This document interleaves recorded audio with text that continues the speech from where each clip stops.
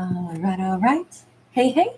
Hi, guys. Welcome back. All right, so let's get into this. We are going to go ahead and jump to a singles storyline.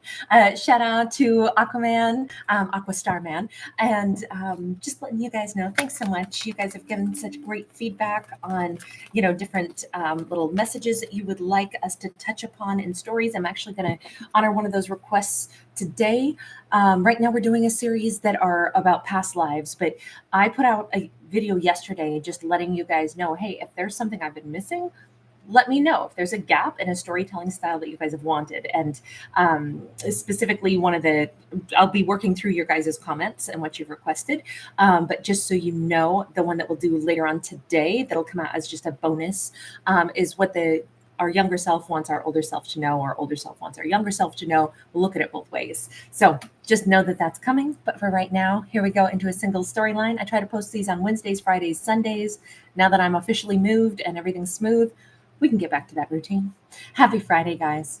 We start out with a Five of Cups that is in the deficit position. We have a Four of Cups. Not such a painful position. This is somebody who's about to feel like, although something felt like a massive missed opportunity, a sorrow, that is lessening day by day, maybe night by night. Hi, everyone. So great to see you all. We have got the Star card, though, still in the deficit, but we have the Chariot in our upright position. Okay, so we're back and forth. We have a character who basically, they had a loss, and it was painful. But that pain is lessening every day. They're seeing it with a set of eyes. It's like, honestly, it's not that big of a disappointment because maybe this person wasn't all they were cracked up to be. They weren't my end all be all. They weren't my star. Somebody who could be a Cancerian could have been dealing with an Aquarius, but all said and done, we have what could be a masculine who's getting over the heartbreak with a feminine. Now, she could still be heartbroken over this situation, but it does appear in this story he's getting over it. So this could be a masculine who's getting over his ex, who is realizing, she never really thought I was all that great.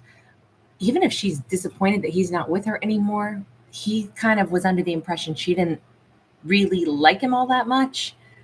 And over time, he said, and maybe that's just it. Maybe I wasn't your wish come true. I guess you weren't mine either. So let me move forward. And it does feel like every day this masculine is getting more, like grounded and centered and saying, yeah, it's time for me to move on from this. And I actually see him getting much more peaceful about this.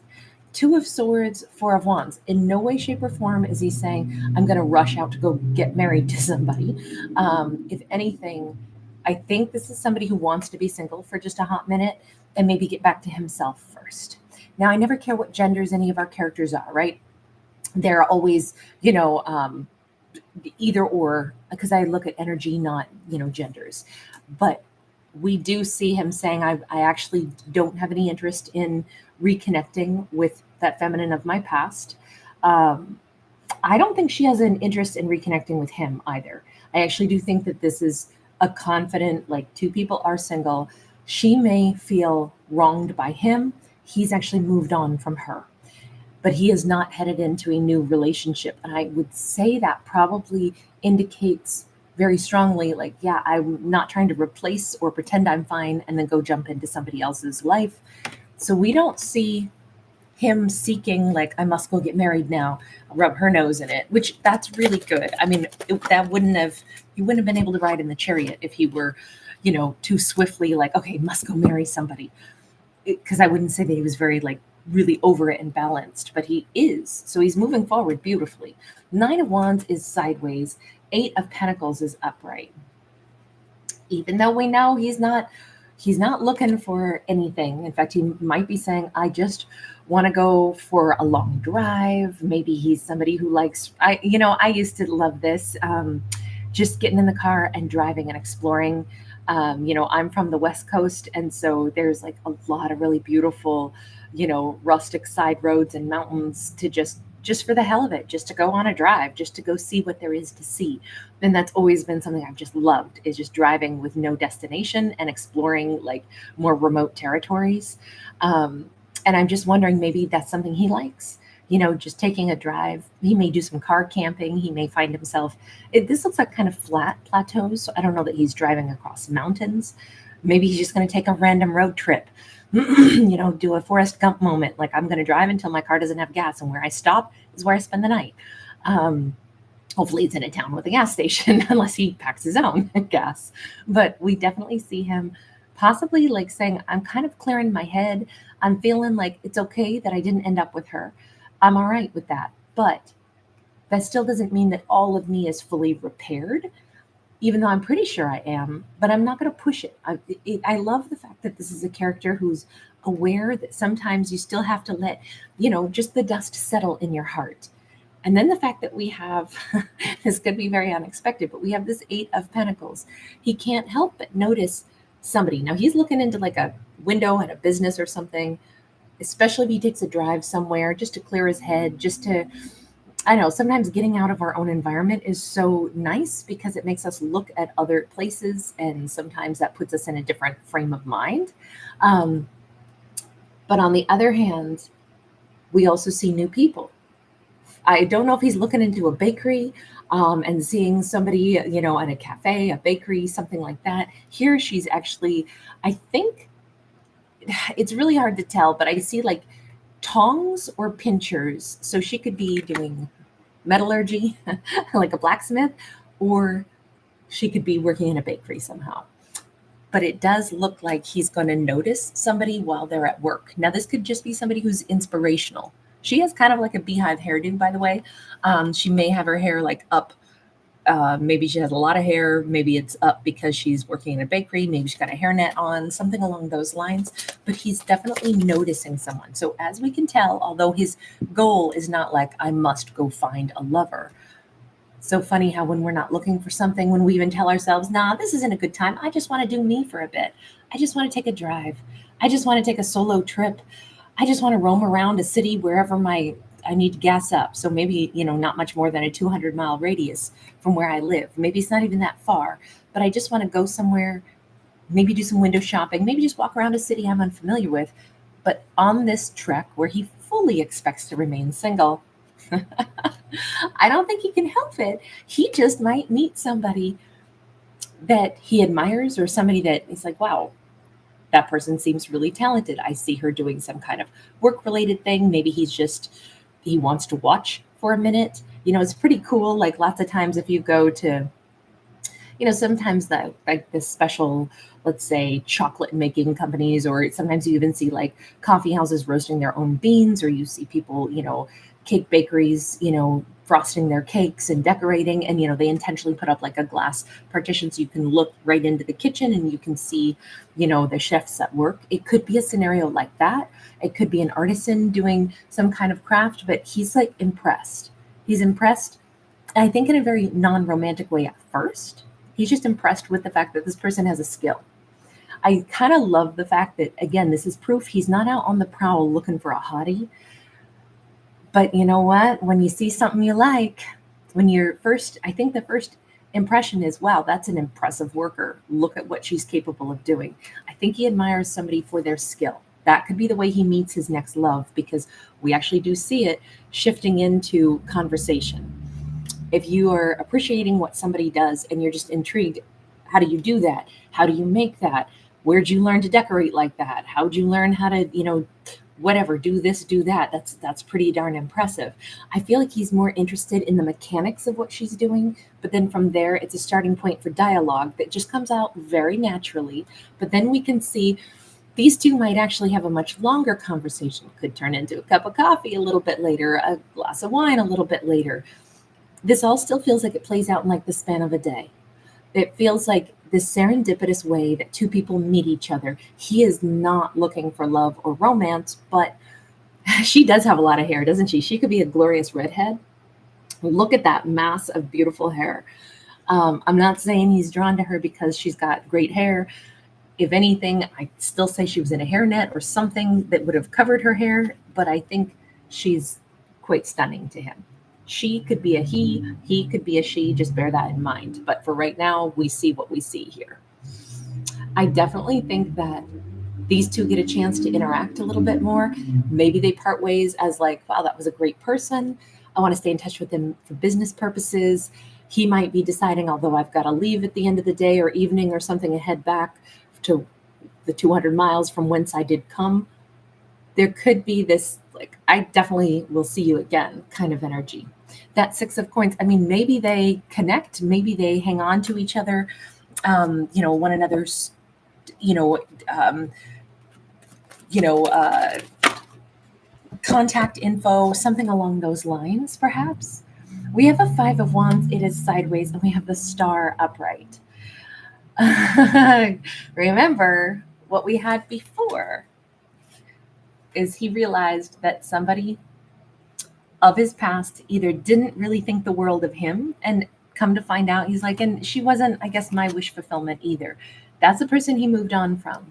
It's so very interesting, isn't it? That sometimes I'm hearing that song, Waiting for a Star to Fall, carry your heart to my arms. That's where you belong, in my arms, baby. Yeah. It feels like he's going, no, this cannot be. The reason I drove to this other town, or I took some random walk in a place I don't usually go, or I just took a drive to clear my head, was because someone who's not my star propelled me to go clear my head, and that brought me to my star.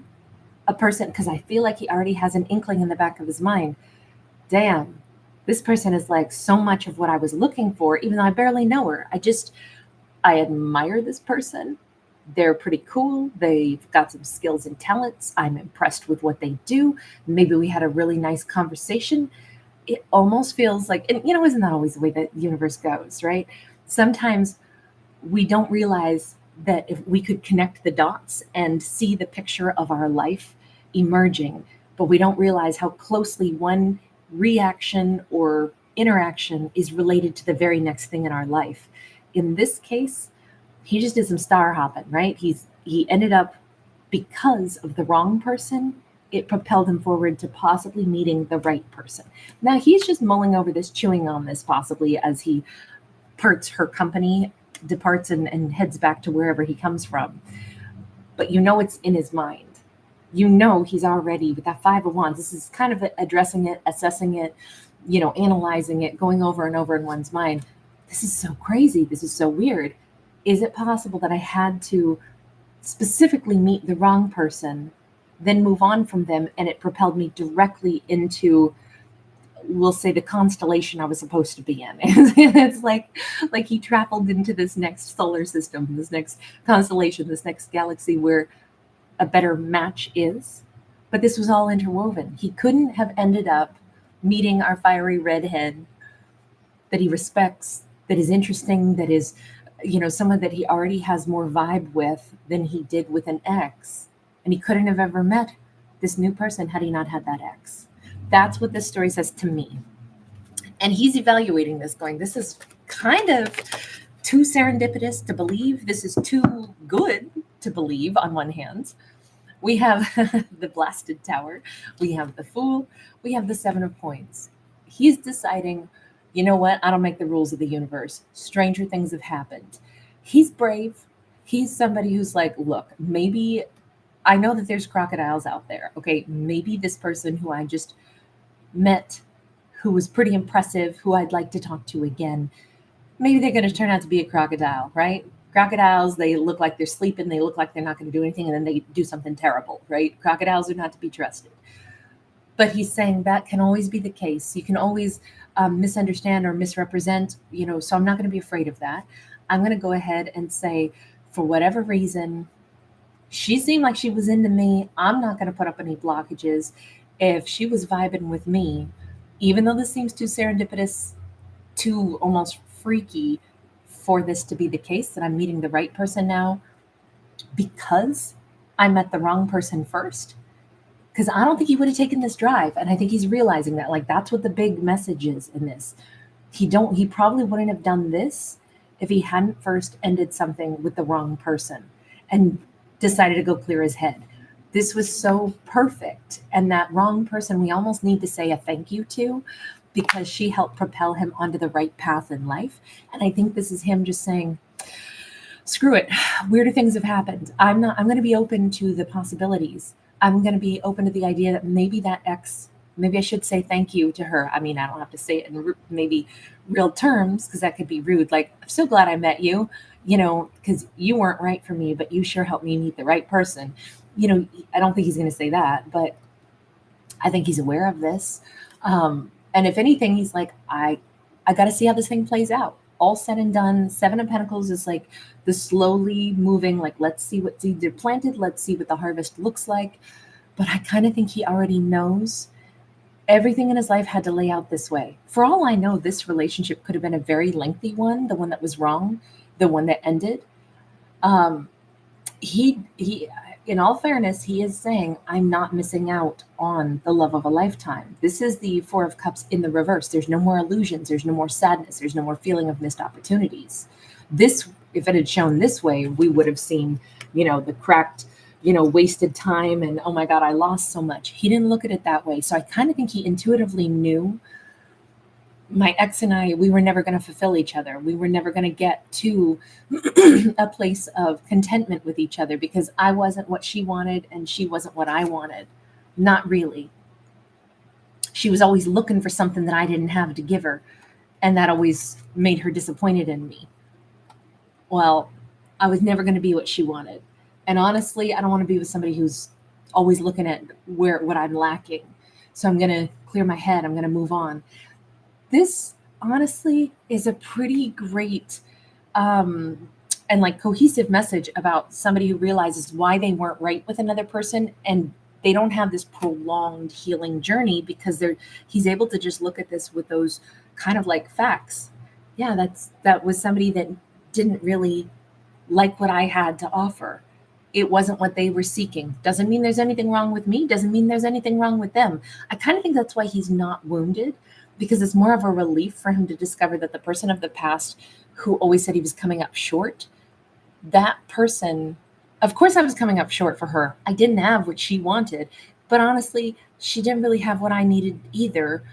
So we just weren't compatible. There's no villains here. So there's nothing that was intended to be harmful or hurtful. There's just, I can let it go. I think that's why we don't have him needing this prolonged healing journey. But I definitely think maybe that's why he's able to meet somebody and be open to, he kind of goes with the flow of the universe to a certain extent. He's open to recognizing maybe this is how it happens. Maybe one thing does lead to another. And I meet this other person and she's great. And I realize I would never have met her if it hadn't been for that ex. And I kind of realize maybe that's what the universe does, is it helps us to shuffle along to the things that are more on our path. I do feel like he follows his North Star pretty well. Now, both his ex and this new person could both be an Aquarian. They could both have the same star sign, or they could both have very similar traits. But one of them, I think this new person is going to have like an interest in him that is equal to the interest he has in her. Like, I don't know for sure, but it looks like neither one's going to feel like they're missing out on anything. Let's get one last card here. The Eight of Swords go into the Nine of Swords. This is definitely, we see two people tangled up, tied up. I almost feel like two people might be nervous, like, oh my God, could you really be somebody that is right for me? I do think, even though he's like bravely saying, I'm going to give this thing a whirl, I'm going to say that this new star person, this new feminine, and he both kind of have a little bit of jitters because I don't think they expected this. They didn't, obviously, in this story, but that's kind of cute because they're both on the same page with that too. I'm really cheering for this duo, and I kind of love the way the story laid itself out. You guys, thank you so much for being here. Ravi Paul, I would say that they're very different. Travis Rhodes, G, Sherry, hi honey, hi Mon. You guys are so wonderful. Family Count Ivy, hi babe. So good to see you. Oh, Travis, that's a great song. The story of my life. EM, how are you, baby? Emma-Lisa, San Juanita, great to see you. No, San Juanita, you're definitely not blocked. Oh, are you talking about the one that posted early this morning that came out as the Signs and Symbols video? Is that the one that you're talking about? So what I've recently discovered is that if it's set as a premiere like that, it'll look like it's still live, but I actually recorded that 1 hours prior. And so I wasn't in the live with you at that time. So I don't know if that even had comments on or how that really does work, but you're definitely not blocked. Anisha Chateau, Sheila Wee, Paris Jade Humphrey, Teresa, hi honey, Selene, Don Divine, AC, so good to see you. Hi Leah, you're so sweet, Leah, thank you. Oh, Annie, yes, that's wonderful. I love that. Yeah. Ganesh popped into my head. I honestly did not even know, but I'm glad you said that. Now it makes more sense. Courtney Walsh, Bees Mystic Faith. Thank you guys so much. Hi, Violet, Esoteric M, Ginger Montague, Jessica Rios, Beautiful G, Denisa, Lalu, GOSC10P, EM. Thank you again, everybody. All right. We have to get also to some of the um, past life messages, and I may wind up doing them in a big long video where we do each one and timestamp it because I'm anxious to get our past life messages, and I know that I won't get all of them done today unless I do it that way, just because it takes so much extra, like an extra amount of time to do each video. I'll probably do 2 more that'll be just on their own, and then I'll do the rest on a single video and timestamp. And that's just as a like an extra little gift bonus to do them a little bit separate for like the most watched zodiacs, but then I don't want anybody to miss out either. So, but I have to make sure I can get them all done today. So I think that's what I'll do. So we're going to do a Capricorn and a Leo as 2 separate videos, and then I'll do all the rest of the past life messages all in one video and timestamp for you guys. So, Annie, yes, that's awesome. Thank you so much. Andrea Papp, so good to see you. Hetty, always a pleasure, babe. Andy R. It's so exciting to see you. I almost never catch you in a live. And hi, Denisa. All right, you guys, I will see you again shortly. We're going to do a collective, and then we'll get to those past life videos, okay? All right, and then tomorrow I'm starting in on a different series that I've been dying to do for all the different zodiacs, where it's kind of a little bit all about the zodiac and some compatibility and stuff like that. So anyway, we have lots in store. Esoteric M, babe, thank you so much. All right, you guys, take care. See you in a minute.